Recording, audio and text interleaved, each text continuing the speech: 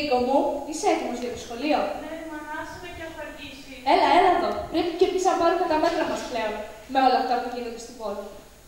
Τι κάνεις, ρε μανά? Έλα εδώ. Πάρε αυτή την μικρή γονίτσα του Αγίου Γεωργίου. Πάρε και αυτό, θα σε φυλάει από τα κακά τα πνεύματα. Σιγά, πώς κάνεις έτσι? Και τι να κάνεις, με όλα αυτά που γίνονται στην πόλη, τόσα ατυχήματα και κυρίως μαθητών.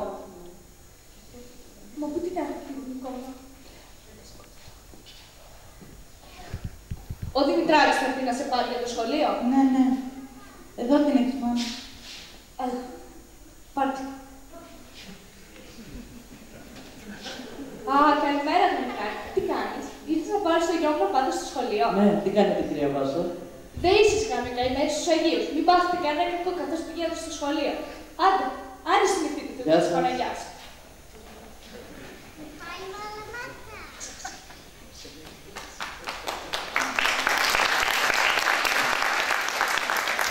Πλάκα έχει δίκιο η μαμά σου.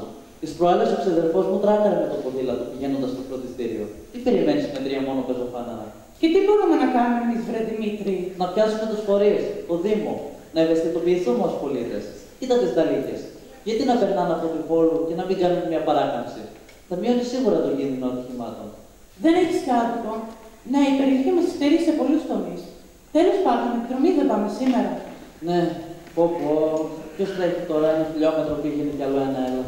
Κάρλας, Βόλου, κίνηση, αυτοκίνητα, καμινωτό μαρτύριο. Και να έχουμε ένα πάρκο κοντά στο γυμνάσιο, θα μας βόλευε πολύ. 3 σχολεία πάμε σε 2 μέρες. Γι' αυτό σου λέω, πρέπει να αναλάβουμε δράση. Ωραία, παίρνουμε την απόφαση να το κάνουμε. Θα μας ακούσουν. Και για να μας ακούσουν πρέπει να τους βρούμε. Πώς θα γίνει αυτό? Εγώ.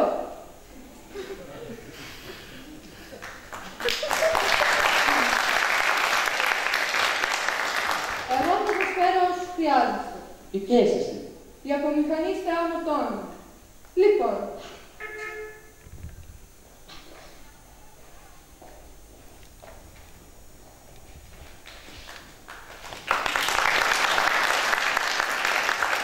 Καλησπέρα σας.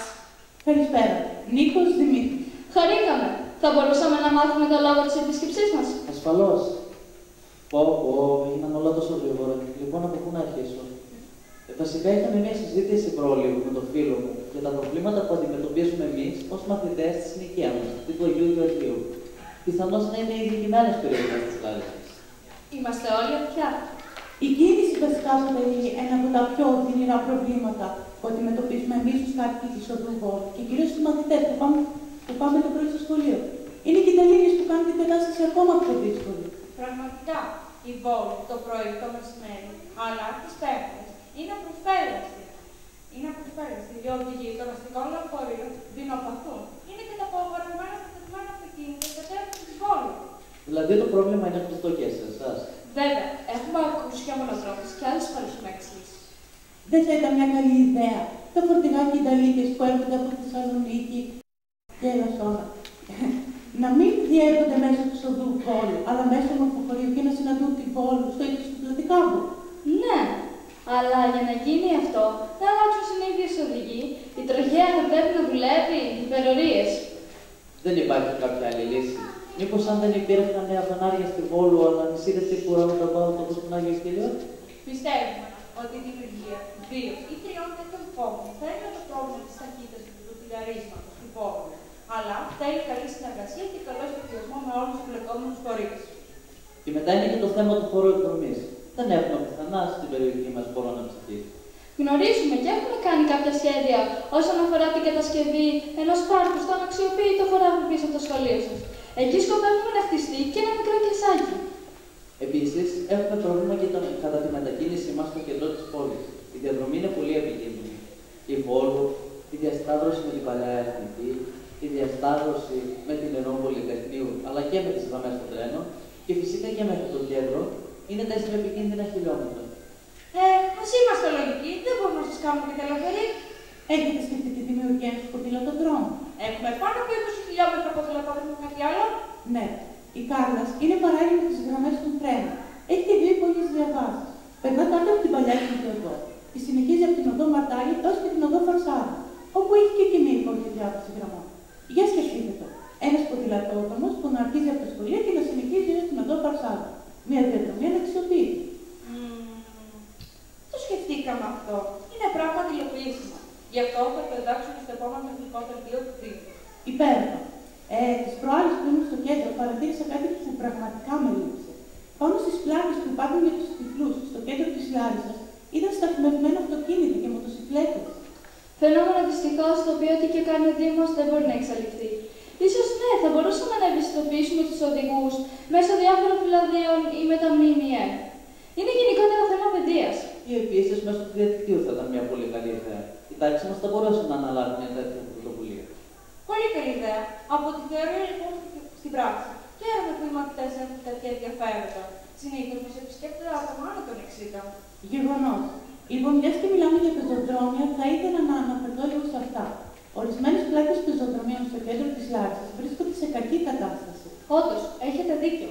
Παρ' όλα αυτά, πρέπει να σημειωθεί πως ο Δήμος έχει ευθύνη μόνο μέχρι το κράσπεδο των πεζοδρομίων. Από εκεί και πέρα είναι θέμα των ιδιωτικών. Τι γίνεται όμως με τα άτομα με κινητικά προβλήματα? Πολλά από τα πεζοδρόμια διαθέτουν ράμπες, όμως πολλά καταστήματα διαθέτουν τουλάχιστον ένα σκαλοπάτι στην είσοδο. Τόσο οι δημόσιοι όσο και οι ιδιωτικοί χώροι οφείλουν να έχουν ράμπες και τα μένα. Και τα φαρμακεία. Όλοι. Θα πρέπει λοιπόν να κατανοήσουν το μέγεθος του προβλήματος οι ιδιοκτήτες των καταστημάτων. Η κίνηση με το αυτοκίνητο και το παρκάρισμα στο κέντρο είναι ένα δράμα. Νομίζω ότι εδώ και άδικο. Γιατί υπάρχουν τουλάχιστον 6 χώρες στάθμης με 2 ευρώ την ώρα, αλλά και με πληθώρα επιλογές όπως είναι το οικολογικό πουλήσιμο, ο παρκατόρος και άλλα. Γιατί δεν κάνει κάτι ο εμπορικός σύλλογος, όπως για παράδειγμα την επιχορήγηση της ανάπτυξης?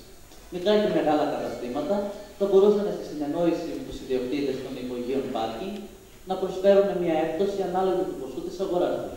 Δεν είναι άσχημη ιδέα, θέλει όμως μια πολύ καλή συνεννόηση. Πιστεύουμε ότι έτσι θα τονωθεί και η αγορά της πόλης μας. Το καλοκαίρι, η κίνηση στο κέντρο της πόλης μας, ακόμα και με τα πόδια, είναι ένα μαρτύριο. Μπορεί να γίνει κάτι. Όπα, εδώ σας προλάβαμε. Ήδη έχουν αρχίσει έργα ανάβασης στο ιστορικό κέντρο της πόλης μας. Το φρούριο και οι δρόμοι γύρω από το αρχαίο θέατρο θα αλλάξουν μορφή.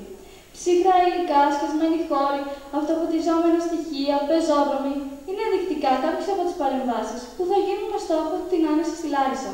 Μια καλή ιδέα θα ήταν και η αλλαγή του καυσίμου στα αστικά. Από πετρέλαιο σε φυσικό αέριο. Οικονομικό τόσο για το περιβάλλον όσο και για την τσέπη μας. Για να μειωθεί και η τιμή. Πρέπει να σας πω ότι ο στόλος των αστικών λεωφορείων είναι ένας από τους πιο σύγχρονους. Όλα τα οχήματα έχουν ράμπες για την επιβίβαση των ατόμων με ειδικές ανάγκες. Ενώ τα νέα οχήματα που αντικαθιστούν τα παλιότερα έχουν καλύτερες προδιαγραφές. Και η τιμή? Από το 2010 δεν έχει γίνει κάποια ανατίμηση. Ίσως ναι, μπορεί να γίνει κάτι αν υπάρχει κάποια επιχορήγηση, όπως με τα αστικά στην Αθήνα. Καλά τα είπαμε, παιδιά. Δυστυχώς ο χρόνος όμως μας πιέζει. Πιστεύουμε τα αιτήματά μας να εισακουστούν. Θα ωφελήσουν, πιστεύω, και εμάς και όλους τους πολίτες της Λάρισσας. Να είστε σίγουροι, η συνάντηση έκανε καλό τόσο και σε εμάς όσο και σε εσάς. Και πριν φύγετε λίγο, για να θυμόμαστε τη στιγμή. Μέτρητες. Λοιπόν, αυτοί που θέλουν να μείνουν εδώ πέρα 2 ώρες. Τα λέμε. Τα λέμε.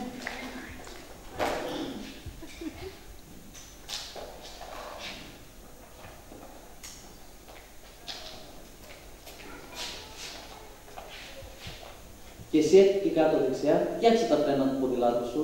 Δεν είναι μόνο το πρόστιμο των 40 ευρώ που προβλέπει ο κώδικας οδικής κυκλοφορίας, αλλά επίσης είσαι και κινητός κίνδυνος. Και εσείς, κύριε, και εσείς δεν πειράζει που είστε αντιδήμαρχος. Είναι πάρα πολύ επικίνδυνο να οδηγείτε με το πετάφρενο γιο σας μπροστά στο τιμόνι. Και προς Θεού μη στέλνετε μηνύματα όταν οδηγείτε. Και εσείς, ναι, εσείς όλοι εκεί παρέα. Όταν πηγαίνετε για τσίπουρα με τη δουλειά, μην οδηγείτε. Θα οδηγεί το τσίπουρο για εσάς. Και για όλους εσάς τους ποδηλάτες ισχύουν ακριβώς τα ίδια σήματα και υποχρεώσεις, όπως και για εσάς και εσάς τους οδηγούς. Και εσείς, κορίτσια, τα πεζοδρόμια δεν είναι χώρος στάθμευσης, είναι για τους πεζούς.